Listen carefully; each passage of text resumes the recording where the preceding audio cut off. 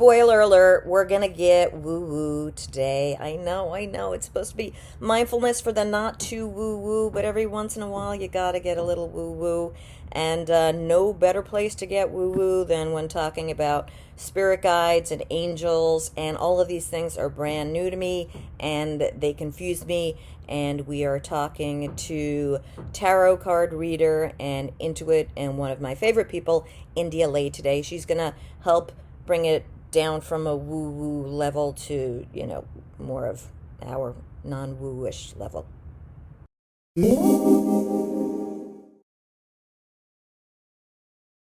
You talk a lot about spirit guides, and it's a place right now where I'm sort of stuck. So, first, what is your definition of a spirit guide? Okay.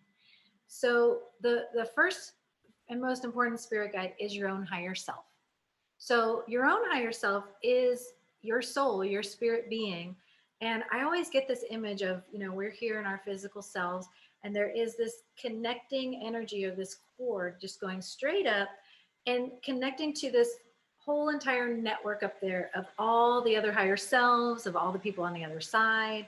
And all of that plugs into the grand powerhouse of the divine. So if you think of it like that, you can picture us all kind of connected to these wires that are our spirit energy cells. And then what's connected to those wires, sort of if we were going behind a wall, that's where all the wires are connected to each other. That's, all those spirit guides, whether it's someone who's crossed over, whether it's an angel presence, regardless of what kind of spirit presence it is, it's all connected to that. And your higher self's right over there connected to and partying with all of that. And then all of that is coming together in this grand consciousness. So that's when people say we're all one, we're all connected. That's what that means. We all have access to that consciousness that is the oneness. And then we are all expressions of that. Spirit's giving me an image right now where it's like, it's like, picture if a piece of your hair was having a conversation with your toenail. Okay. So your hair was saying to your toenail, we're all connected to this one body that is like this person. And like, I'm a hair and you're a toenail. And that's how Spirit's showing it to me right now. So it's like, we're all offshoots of that consciousness. And we're all simultaneously, if we're living here in a physical body, and also connected sort of over there. And what is over there? Okay. So over there is anything beyond the realm of what you can see, hear, feel, taste, touch. But over there can mean there's a spirit who's hanging out right here, and I'm just not perceiving them at this moment. I'm willing to embrace the inner self and the higher knowing. Like, there are answers that just come through me that I'm willing to accept as like, we all are built with this inner knowing and this inner knowledge. And we've all been sort of indoctrinated and brainwashed into it. But when we push that aside, we can tap into that knowledge. Right. But my question for you is, so there's the inner knowledge, and is that separate from a spirit guide? Are those two different things? They are completely the same thing. And what I'm going to say now really challenges our minds, because our minds get very caught up in narratives and characters. I mean, that's just what we love stories, and we love to know who's who and all that. That is entirely for us. Just like when we say that spirit doesn't need language, spirit doesn't need English or any other language, spirit just needs energy. So like when you're praying and you're using words, those words are for you. Spirit's got the energy already of what you're saying. So you could pray without words and it'd be just as effective as long as your energy was as focused.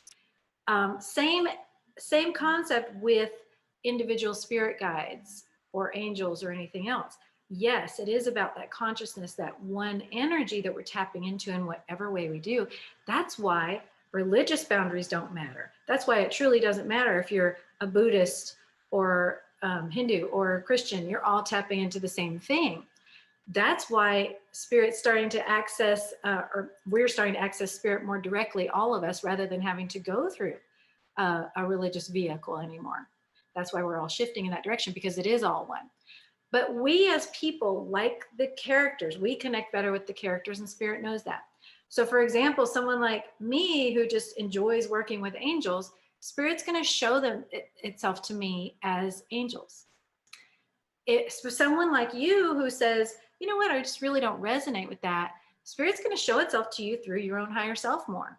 But you, and I'm getting chills when I say this, which is like Spirit going, yeah, people need to hear this, keep talking, is like you are accessing Spirit in just as valid a way as some expert of the spirit guides is. It's just that your mind is coming in and going, wait, they're at a level I'm not at, or they're seeing something I'm not seeing. But the truth is what you just said, it's all the same. What you're going to do now is you say, okay, I have a really strong connection with my higher self. I know I can perceive things. I know I'm getting intuitive messages. I'm just getting it this way, not that way. All right. Next, you say, you're going to just start talking to them, whoever it is that, so if you're like, you know what, I would like to hear from angels. I feel like I can't, but I would like to. The first thing is to just start talking to them as if this is another example of, as if. So law of attraction, you're going to attract what you believe. So you just start saying, hey, angels, I don't perceive you. I don't even know if I believe you're there, but I would like to connect with you if you are. Will you please show me that you're with me? I'm open now. When you do that, you're going to start getting the signs. You're going to start coming upon a feather or whatever, and you're going to go, wait a minute. This is awfully, And sometimes it will happen that you're connecting with a spirit guide and you don't even realize that's what's happening. This happened to me. I have not been one who's been able to like see specific guides and connect with specific guides. Angels, yes, but not guides. And those are different things. So I would see signs and I would assign them to something else, but I'd see a lot of a certain letter and I'd think, oh, well, that's because of this person or this situation or whatever. When all those things played out in my life, I stopped and I went, huh. And I said, is there a guide whose name starts with that letter? Was that always you that I was attaching to these other situations? And I got a yes. Wow. Okay, so you said two different things. You said guide and you said angels. What's the differentiation there? So within the spirit world, and again, all of these are in a way constructs of our minds, but this is the way we understand spirit, and it's the way spirit shows itself to us, because spirit, the universe, the divine, understands we're human beings. So just like we need language, we need these constructs. So that's why we're shown these constructs. But when we get on the other side, it's not like we're going to be like, oh, wait, you're over here and you're over here. But so we have, first of all, our human selves and our higher selves. Then we have those who've crossed over. Those who've crossed over can be with us. They can come through. Oh, there's somebody coming through right now. No, it's just needy cat. There might be somebody coming through that cat. I don't know. So they come through. That was awfully interesting. You watched the video. So they come through and they let us know that they're with us. But people who crossed over are not spirit guides, even though we can say, oh, I know my mother's with me a lot, or I know this friend is with me a lot. There's still someone who's crossed over, who's visiting and with you a lot, who helps you. Then there are spirit guides. Spirit guides are those who have been in human bodies in the past. They have had a lifetime, could have been a long, long time ago. And they have now opted to be a guide. So they have crossed over long ago and they've said, Spirit, I wish to guide humans as a guide. At birth, we all receive or are paired with one very special spirit guide. This is the one who revealed himself to me, through those initials and things, who's been with you the entire time. It's just been with you your whole lifetime. So that's your guide. When people say, I've discovered my spirit guide. Then in addition to that, we work with angels and archangels and ascended masters. These are spiritual beings who some of them have had lifetimes where they've been incarnated on the planet as far as the ascended masters go. But angels and archangels have never been in the human body. Interesting. Okay. Angels and archangels have always been angelic bodies. There's an angel for every area of life. So you can say, I'm struggling with work. I would love for the angel of, jobs and work and career to come in now and help me. Or if you're struggling, if you need some protection, you can call in Archangel Michael because he specializes in protection. So that's helpful to know. Then when we connect with spiritual beings like Jesus or the Buddha, these are ascended masters. So they once had a lifetime. They were very spiritual. Now they're an ascended master, and we can call on them for help. So it just sort of is like having tools in your toolbox. How did all this knowledge come to you? Well, it came to me through the crisis point of my life where I was in the depths of my anxiety, where I was having panic attacks all the time. And that was the point at which I really called out for help.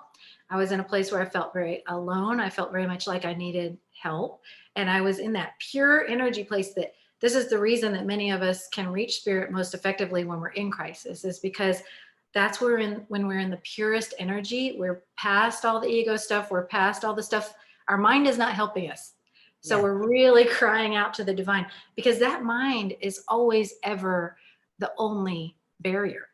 So that mind and perception of self, or perception of separateness, I'm a human being and I'm this human being, that's all that's ever separating us from that complete union with spirit. So when we're in crisis, it's like, help me, and then we can really hear it. So it literally for me came in very undeniably spirit ways. Like I passed out, hit my head right here. That was my third eye being broken open because I went to a psychic a couple days later, and he said, oh, your guides are showing me that they had to literally break your third eye open. And it was like, oh, all right, okay. Yes, but I'm going to say from my perception, for you, it's been very fast because, talking to you when we first connected and then seeing everything that you've built with spirit around that, it's been remarkably fast. It's just what's happening is that the inner critic of the mind comes in and starts judging and comparing.